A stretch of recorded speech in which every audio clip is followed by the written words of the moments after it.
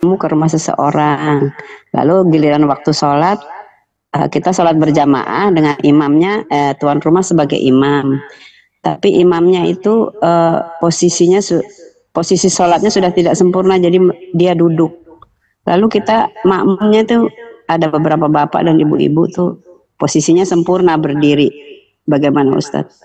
Ya kan dulu Rasulullah juga begitu kan, Rasulullahnya duduk, makmumnya Oh, berdiri tidak kan. apa-apa ya. Ya, Oh, nggak masalah ya Ustadz ya. no problem. Ini justru begitu kan. Iya, Masa iya, imamnya iya. duduk, kita duduk, padahal kita mampu untuk berdiri.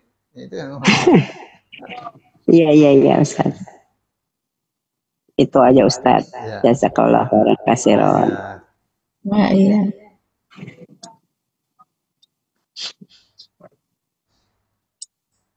Assalamualaikum Pak Ustadz. Waalaikumsalam warahmatullahi wabarakatuh. Pak Ustadz, kadang kita tuh kalau ngantuk lagi sholat isya misalnya ngantuk, terus ketiduran, lagi sholat itu bisa ketiduran gitu. Nah, bacaannya itu kita ulang lagi atau kita batalin terus ulang dari pertama sih Pak Ustadz? Ya kalau lagi sholat ketiduran nanti bisa ngorok tuh kan. Nggak sampai ngorok, jadi cuma tok gitu tidur, misalnya berapa detik terus ulang lagi gitu. Ya namanya bukan tidur, itu ngantuk sebentar aja. Oh. Ya, jadi kita ingat, misalnya kita ingat tadi sudah baca Fatihah apa belum? Ya, karena itu yang rukun. Ya. Ya, kalau misalnya bingung, ya anggap saja belum. Ya, jadi ulang baca Fatihahnya gitu ya. Karena itu yang rukun. Kalau yang lainnya nggak rukun ya. Baca untuk bacaan. Baik Pak Ustadz, syukran Pak Ustadz. Afwan.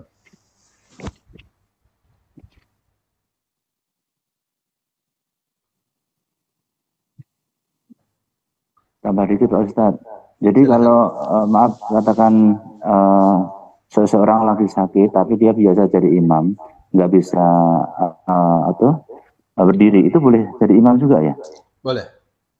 Oh, saya pikir kemarin karena mungkin lagi sakit kakinya nggak bisa berdiri, akhirnya ya ganti orang lain yang, tapi artinya boleh ya kalau kita tuh imamnya tuh nggak dengan sempurna sholatnya, artinya boleh berdiri dan sebagainya, boleh berarti ya? Boleh. Oke, ya, makasih Ustaz. Sama-sama.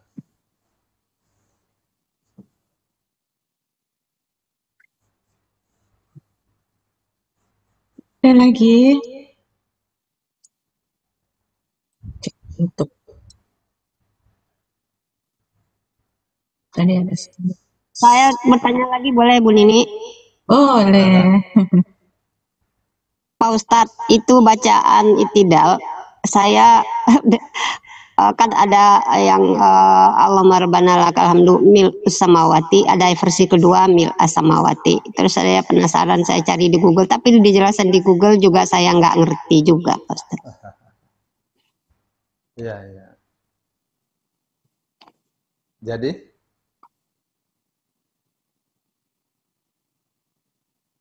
Halo? Ya Pak Ustadz. Jadi apa yang ditanyakan? Kenapa boleh Allahumma rabbana lakal hamdu mil samawati, boleh juga mil as-samawati? Ya, karena dari sisi mana dua-duanya benar. Rabbana lakal hamdu atau Rabbana wa lakal hamdu mil'us samawati. Kalau mil'u berarti artinya yang. Berarti mil'u ini sifatnya hamdu. Wahai Tuhan kami, hanya milik Engkaulah segala puji, mil'us samawati, yang sepenuh langit dan bumi. Wa mil'u ma syi'ta min syai'in ba'du. Dan yang sepenuh apa saja yang Engkau kehendaki berupa sesuatu setelah itu semua. Kalau mil'a itu maf'ul mutlak, kalau tadi sifat ya. Jadi artinya, wahai Tuhan kami, hanya milik Engkaulah segala puji. Ya, kami mujimu dengan pujian sepenuh langit dan bumi. Sepenuh langit dan bumi.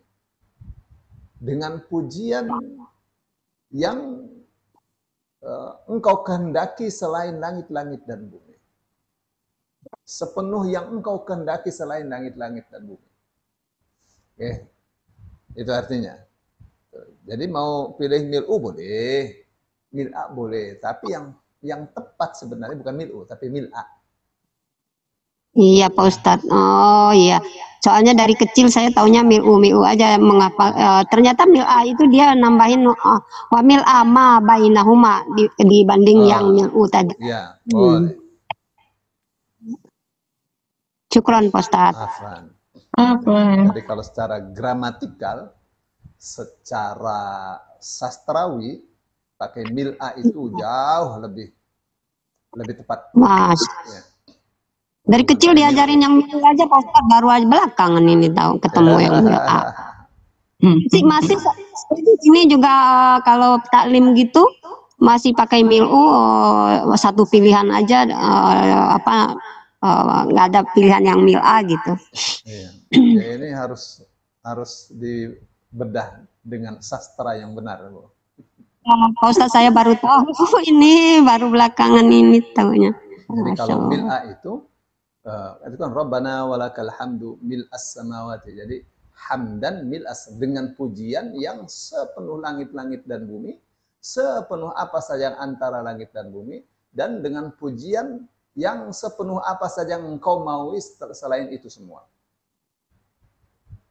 Itu kalau pakai mil'a. Ya, Masya Allah Pak Ustadz. Syukron Pak Ustadz. Afwan. Boleh nambah Bu Nini? Boleh. Masih ada waktu Ustadznya. Jadi Pak Ustadz, saya tak henti-hentinya terima kasih nih, puji sama Allah dan terima kasih ya. Jadi saya alhamdulillah nih imam di masjid ini ketika maghrib, ketika isya dan subuh tuh karena imam hafiz ya, maksudnya imam itu sebetulnya ustadz dan juga dosen.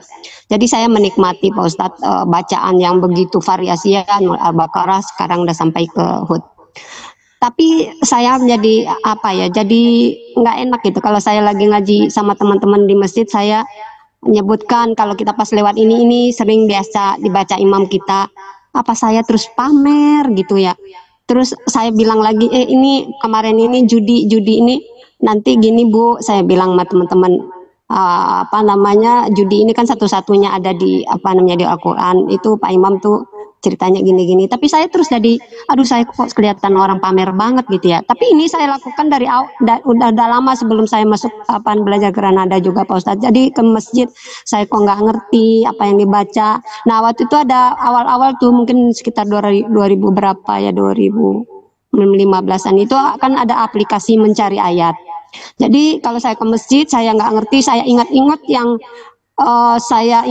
yang paling mudah yang saya ingat gitu, pulang begitu sampai di rumah saya cari di aplikasi, jadi sehingga saya tahu bacaan imam sedikit-sedikit. Begitu juga ketika umroh saya, walaupun udah pulang ke Indonesia, saya penasaran aja apa yang saya dengar nih tadi kemarin itu saya cari gitu. Tapi saya jadi ragu, itu tips untuk anak saya bilang gitu ya. Tapi kalau saya bilang tips itu saya bikin kemudian saya saya tulis di status, saya jadi ragu. Saya itu mengada-ada Pak Ustadz. Maksudnya begini, agar mencintai sholat berjamaah tuh kita kalau nggak ngerti itu kita bisa mengingat-ingat yang keywordnya apa, kemudian kita cari di aplikasi, terus kita lihat Al-Quran, begitu dibacakan imam biasanya mengulang lagi apa bacaannya kalau dia imam tetap gitu.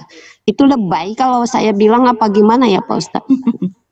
Jadi tergantung niat kan. Jadi kalau niatnya mentransfer pengetahuan itu kan mulia. Ya. Niatnya supaya ini atau niatnya untuk memotivasi kan berbeda dengan niatnya riya kan. Takutnya kelihatan kesannya riya, Ustaz. Itu saya kalau jadi begini, yang disebut riya itu pengen dipuji riya, ya takut dituduh pengen dipuji juga riya juga, sama saja. Jadi udah kalau kita tahu itu baik kita lakukan, ya. Jadi orang Orang melakukan kebaikan ingin dipuji adalah riya. Orang meninggalkan kebaikan karena takut dianggap riya itu juga riya. Karena takut dicela itu juga riya. Saya kalau lakukan ini nanti disangka riya, jadi saya tidak lakukan. Itu juga riya juga itu. Jadi intinya sama, intinya yang ini pengen dipuji, yang ini takut dicela. Dua-duanya riya juga itu. Ya. Iya, bagaimana? Semua harus karena wajah Allah saja. Ya. Jadi tadi tuh imam bicara tentang judi apa segala, niatnya di hati apa? Untuk memberitahu, ya, supaya dia paham bahwa Al-Quran itu sedemikian mulianya. Gitu ya. Bagus kalau ada sempat-sempat sambil pulang sambil ngobrol dengan ibu-ibu tadi begini-begini. Ya, kita lakukan sama bapak-bapak begitu habis sholat subuh sambil jalan sambil ngobrol. Jadi ada informasi sambil berjalan, ada ngaji sambil berjalan. Jadinya kan? Iya, saya tanya sama anak saya. Kamu tahu tadi apa yang diingat dari yang dibaca imam? Anak saya hehehe aja. Saya bilang makanya saya ceramain terus kalau pulang dari. Iya, penting. Iya.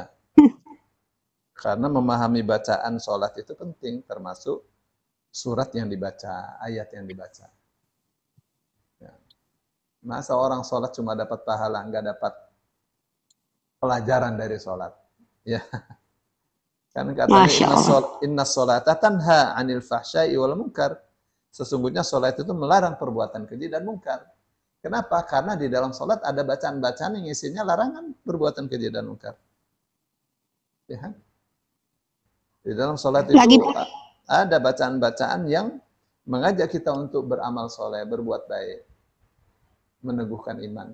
Ya. Lagi pula Pak Ustadz, bacaan sholat, kita baca ayat yang sama, kita baca sendiri di rumah. Ketika kita sholat itu lain marwahnya Pak Ustadz. Iya, jelas.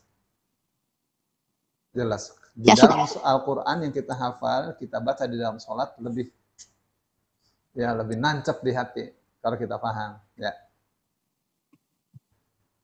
Maaf Pak Ustadz, panjang-panjang nih, maaf Ibu Bapak, ya. Masya Allah. Ya, ini sudah lewat 5 menit.